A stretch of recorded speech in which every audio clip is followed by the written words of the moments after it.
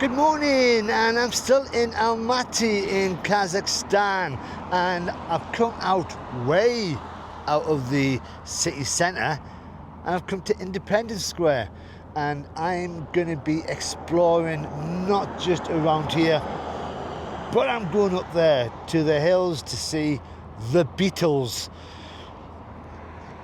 Yes, the Beatles. They've got a statue here for some reason, but Independence Square. So this was built in the 1980s in Soviet Almaty as a bit of a parade ground. But when they got independence, this was built, and right at the top, and my God, it's tall. And this is the closest I can get to him. He's 28 meter tall, and this is the Golden Warrior, who's modelled on the Isaac Golden Man, a 4th century BC Scythian noble found in a burial mound near Almaty in 1969. And he was decked out at the time in 4,000 gold pieces. Now around the memorial is you've got the future of Kazakhstan, which is kids on a horse. Obviously horsemanship is a big thing in Kazakhstan. And then behind the kid is the past of Kazakhstan. And going all the way around, there is like pictures, murals, I don't know what you call them, of the history of Kazakhstan. Now, I've mentioned it before in previous videos on Almaty that there is a lot of work getting done on the infrastructure, and all around here is just so much work being done. And there is a picture of what it's going to be looking like when it's finished, and that looks pretty amazing. Fountains and walkways and seats.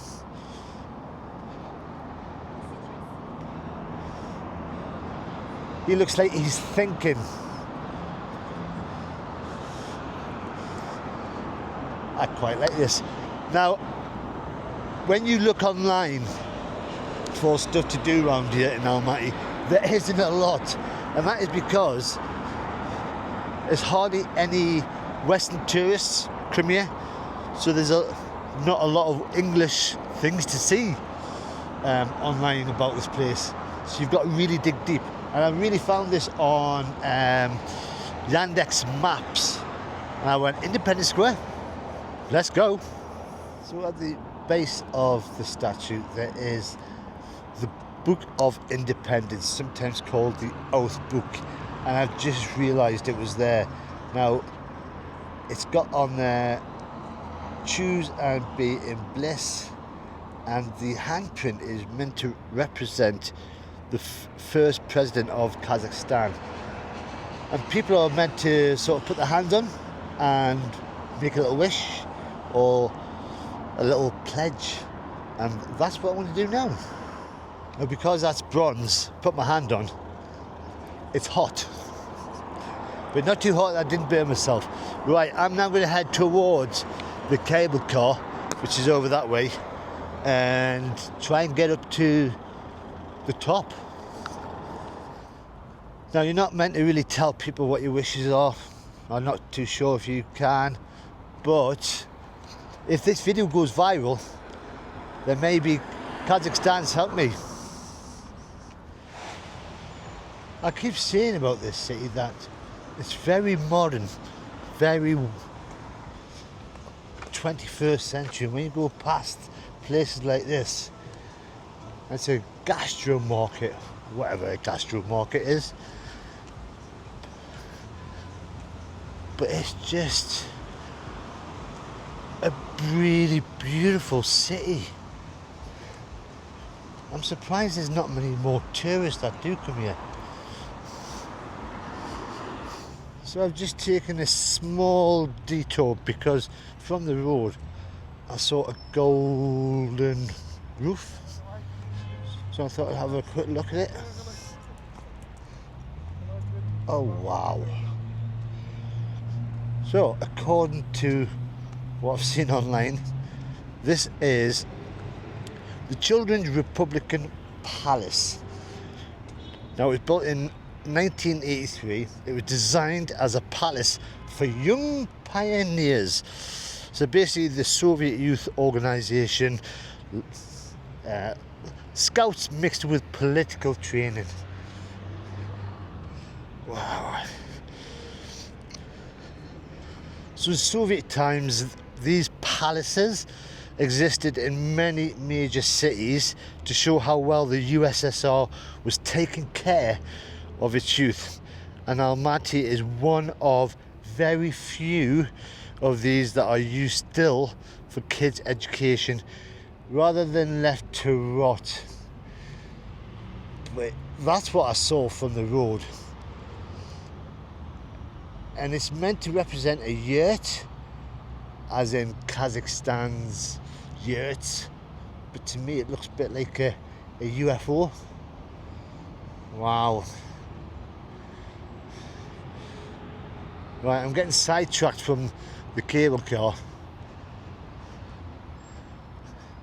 but I'm going, I am. So I'm now at Kok-Tobe, which is the cable car takes you to the top, but I'm just in front of the cultural hall.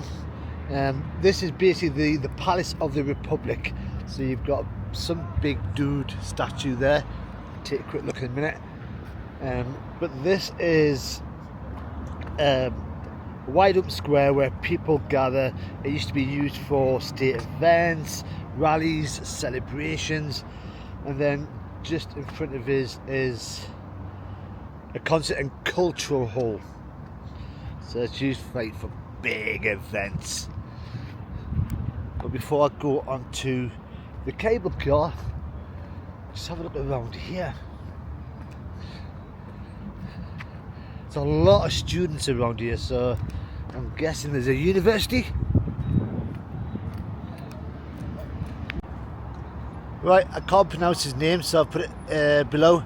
And this guy is the national poet of Kazakhstan, and he's credited with modernising Kazakhstan's literature. There you go. Right, time to get onto the cable car. Right, entrance, and it is one way 4,500 because I will be walking back down. I could take the bus, but I do want to see the views from going up there.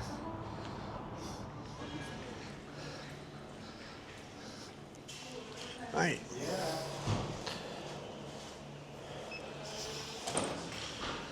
So it works out one way is £6.21.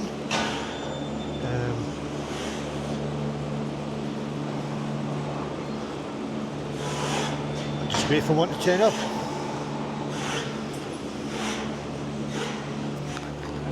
So I was all ready to get into that one, but she said, "Can I go by myself?"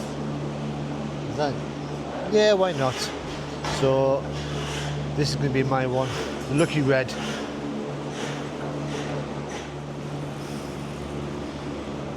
Wow, comfortable seats. Oh. And I'm by myself. Whoa.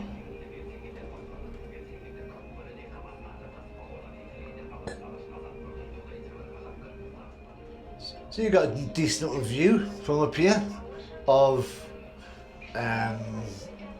nothing exciting. Oh well, actually £6 worth of view. Now at the top you've got the TV tower, which I'll be going to see, but look at the mountains over there. You know that winter time this place gets very cold, lots of snow. Oh, someone's waving. Still on the cable car. It takes 6 minutes to get up to the top. There is a view of Almaty. And we're here. Oh! Right.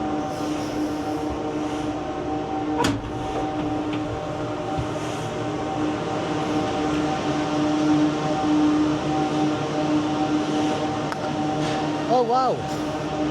Ferris wheel.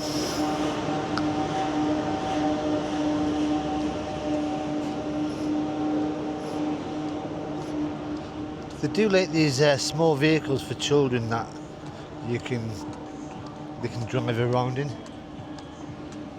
Right, I am now going to find somewhere to sit down, look at a map, work out where everything is. So behind me is Beatles statue of the Beatles. Now I couldn't do it down there because they've got Beatles music playing, which I didn't think was allowed these days. But this is what it looks like. And it's the only full band bronze monument of the Beatles anywhere in the world. It was unveiled in 2007 by a group of Kazakhstan businessmen who were lifelong Beatles fans. And it just looked quite good. I'm not sure about the likeness of them, but it's the Beatles in Kazakhstan. Who knew? On a mountain. So everywhere you go there's speakers putting out music, which is why I've got to keep stopping the camera. And everywhere you look, it looks like a big adventure park. They've got so much going on, as well as the food. Sort of place you could come down for a day, just to chill. And it's a bit cooler up here as well. But even on a Friday lunchtime, it's quite busy. And here you've got Kok-Tobe Terrace with viewpoints looking down to the city. In fact, it's only one viewpoint, which is this place here, because the rest of it is all a restaurant. But there you go.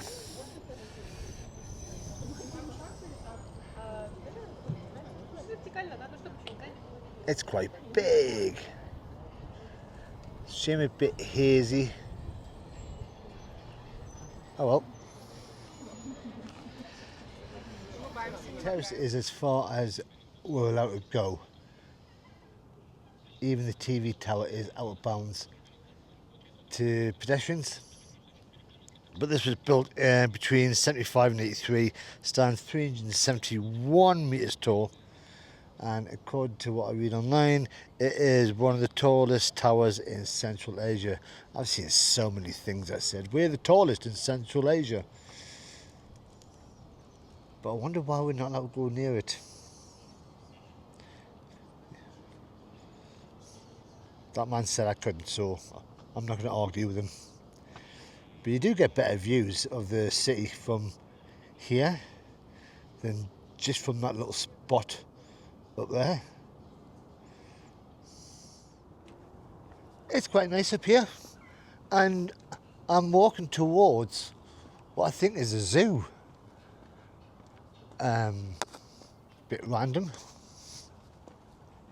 and it is a zoo. Chickens, hello.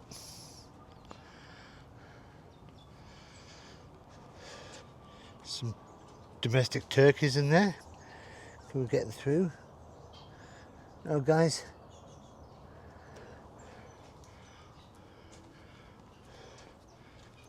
Is that it? Chickens and turkeys. From the looks of it, it's just a lot of birds with a couple of farmyard animals. There's some sheep up there. There's a little goat.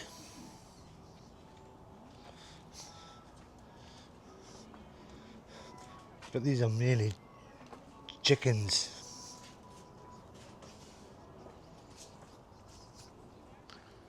So all the birds that are in the smaller pens, they've got pheasants, they've got chickens, and they're all in pairs, but still not captivity for them wild things, bless them. So here's some more farmyard animals, and this is a dwarf sheep.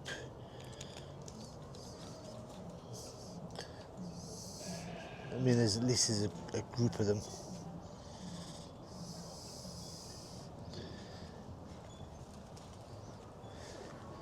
Hello. Are you smiling?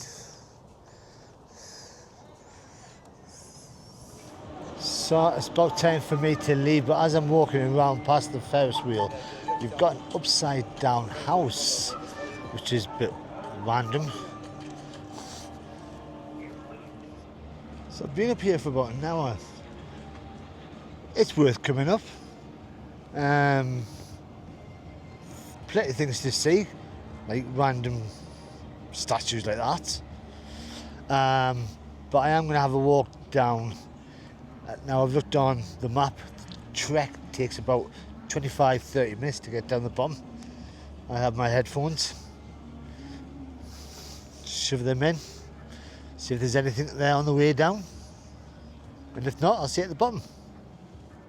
Now I thought doing the trek to back down that I'd be the only person around. But no.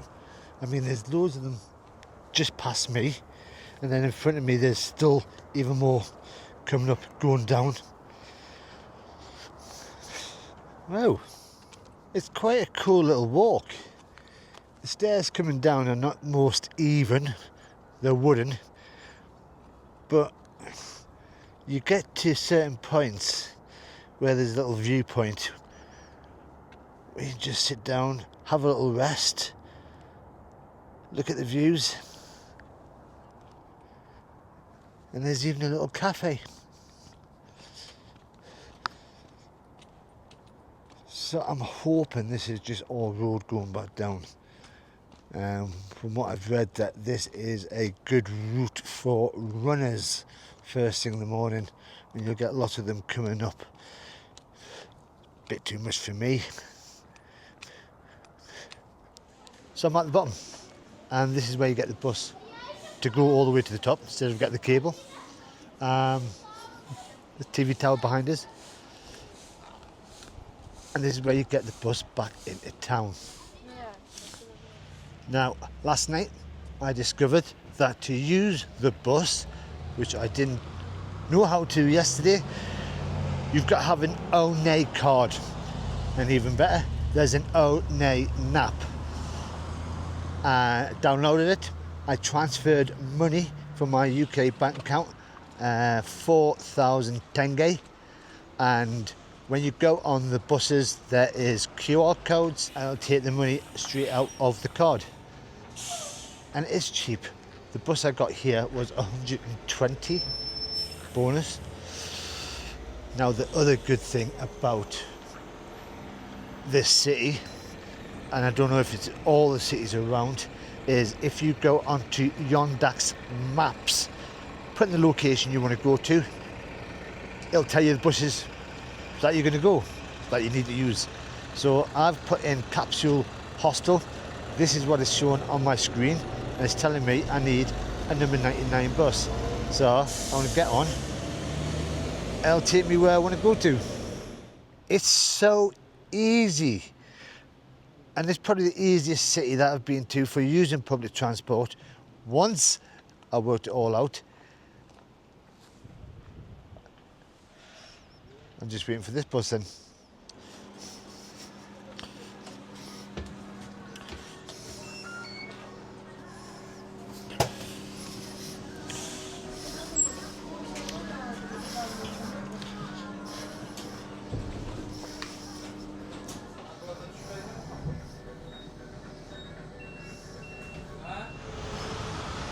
I missed my stop, and that's only because the bus was so packed, as most buses are around here, and trying to get off was just impossible. I was quite happy in my little seat. But there was inspectors on the bus that came on to make sure everybody had done their QR code, had got a ticket. These bikes are so dangerous. Yeah, and they were taking no prisoners, these ticket inspectors. It was an experience. Now the bus, I should have got off the next stop before and then got another bus towards the hostel. It's a 10-minute walk, so I thought, why not? Just walk it.